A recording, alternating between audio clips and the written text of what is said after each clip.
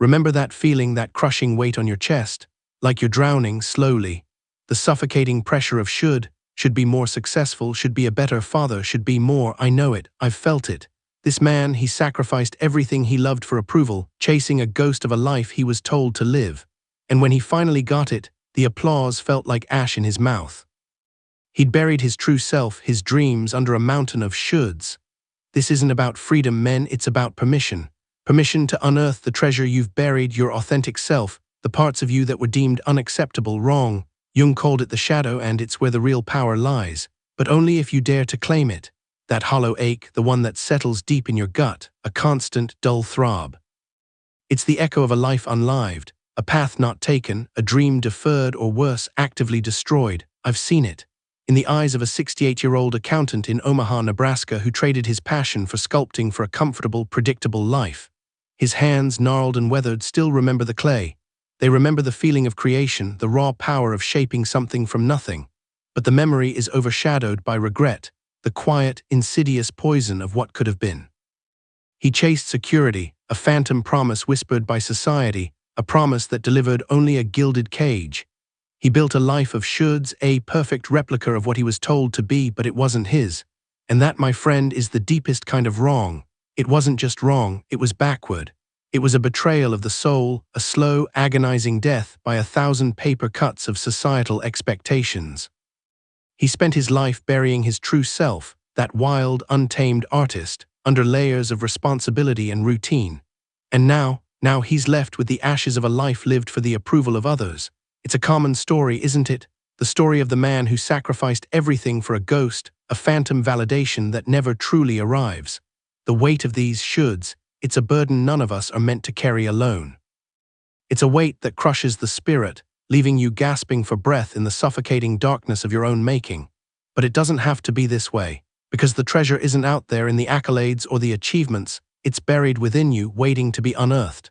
It's time to stop seeking freedom and start seeking permission, permission to be who you truly are, permission to rise from the ashes to reclaim your power. That gilded cage, it's a beautiful prison, isn't it? Built with the finest materials, success, admiration, a life meticulously crafted to meet the expectations of others. But within those walls, a different kind of decay festers, a slow poisoning of the soul.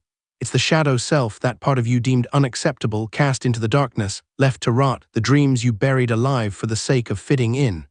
Jung called it the shadow, and it holds the key, the very essence of your authenticity. Think of it as a buried treasure, a forgotten kingdom beneath a mountain of shoulds. A 72-year-old retired lawyer in Charleston, South Carolina, I knew, a man who sacrificed a burning passion for music to become a corporate titan, finally found his way back to his guitar after a debilitating heart attack.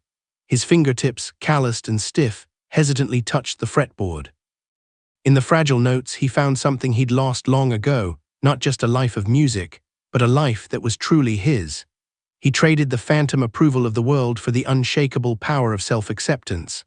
The silence before the first note, the tremolo as his fingers adjusted, these were not just tremors, but the breaking free of a soul long held captive. He'd spent a lifetime chasing a phantom, a ghost in the gilded cage of societal approval, only to discover the real treasure, the true power within himself.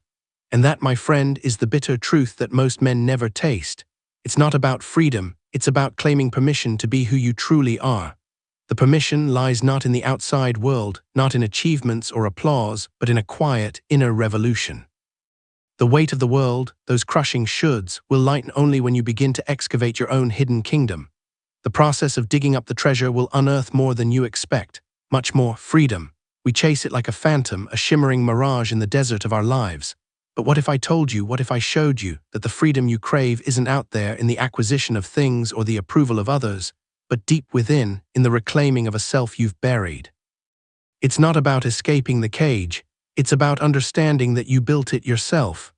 Brick by painful brick, built on the foundation of shoulds and musts, of expectations you absorbed like a sponge, squeezing out the vibrant colors of your own soul. And honestly, I've built that cage too. The 60-year-old architect from Austin, Texas, a man who could design skyscrapers that scraped the heavens, he lived in a cramped apartment, his own self-imposed purgatory, creating beauty for others while denying his own inherent worth. He built masterpieces, but his own life felt like a ruin. This isn't about achieving some external ideal, it's about facing the truth. Carl Jung saw it so clearly: the shadow self, the discarded parts of us that society deemed unacceptable, wrong, or simply inconvenient. Those rejected pieces aren't evil, they're simply unseen. They're the buried treasure we've forgotten, the raw materials of a life that could be magnificent if we only had the courage to unearth them. This isn't a battle to be won, it's a permission slip to be. The architect traded potential for approval. He chased the illusion of freedom while losing himself in the process. His success felt like a betrayal. He traded his soul for what felt like security. It was, in the end, the opposite of security. It was a slow, agonizing suffocation. The greatest cage is often one built by our own hands, from the very materials meant to construct a life of joy and purpose. It's only when we face this uncomfortable truth that we can begin to dismantle that structure piece by painful piece, until we're left with the raw, unfiltered essence of who we truly are. The weight of those shoulds won't lift until we are ready to forgive ourselves and begin to see it as it is. That suffocating pressure, it's not about lack of freedom, is it? It's about permission. Permission to be you. Not the version you've meticulously crafted to please others, the one that's earned you their approval, their admiration, but the raw, unfiltered you. The one that's been buried, suppressed, deemed unacceptable. Jung understood this, men. He saw that the psyche isn't some neatly organized filing cabinet, it's a battlefield, a constant wrestling match between what we present to the world and what we desperately try to hide. The persona and the shadow. And the shadow, that's where the real power lies. Think of it like this: you've spent your life building a castle of shoulds, a magnificent, imposing structure that earns you accolades and envy. But inside you're starving. The air is thin, the light is dim. And the most precious treasure, your authentic self, lies buried under the foundations, forgotten, ignored, unclaimed.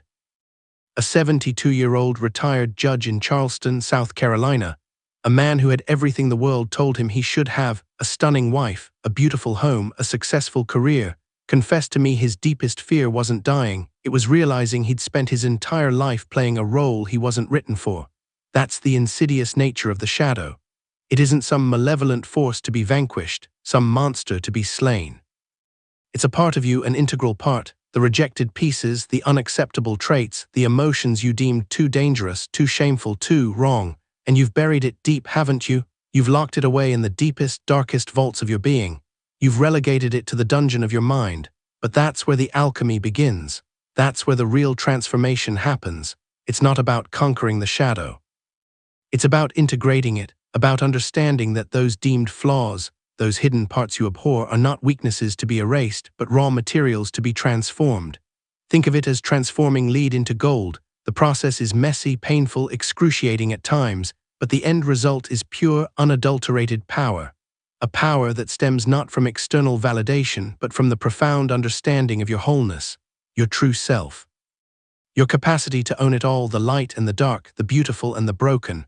Only then will the gilded cage, the prison of shoulds, begin to crumble. Only then will you truly feel free. So what now? The gilded cage is crumbling, the shoulds are losing their grip, but the freedom you're experiencing isn't some grand, sweeping revelation. It's subtle, a shift in your center of gravity. A quiet knowing that settles deep in your bones. You're not broken, you were never broken. You were never taught the truth. You were taught to survive, to conform, to please, to fit in. And honestly, it's a hell of a lot easier to fit in than to stand out, isn't it? But that survival mechanism, that persona you crafted so meticulously, it's a shield, a mask. It kept you safe, maybe, but it also kept you small. It kept you from the searing beauty of your own authentic self. The work, the true work, begins now. It's not about abandoning the parts of you that served you well, but about reintegrating them, making peace with the shadows.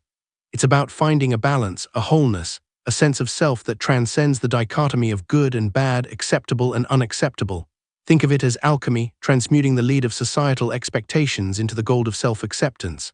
A painful process, yes, but one that yields immeasurable riches. The kind of riches that no bank account can ever hope to contain. This isn't a race, there's no finish line. There's only the ongoing, ever-evolving journey of becoming, of unearthing the treasure you've buried so deeply. This isn't about escaping the darkness, it's about integrating it. The path forward isn't about avoiding the difficult conversations, it's about having the courage to face them, to face yourself. The man in Omaha, the accountant, he's not just a story, he's a reflection, a warning maybe, and a promise. A promise that even at 68, a life can shift. Even the most ingrained patterns can be broken. You stand at a fork in the road. One path leads back to the familiar comfort of the gilded cage, where the shoulds whisper their seductive promises of safety and approval. The other path is fraught with uncertainty, with challenges you haven't faced, with a future you cannot predict. But it's a path toward the life you were born to live. The life that's been waiting patiently to be unearthed.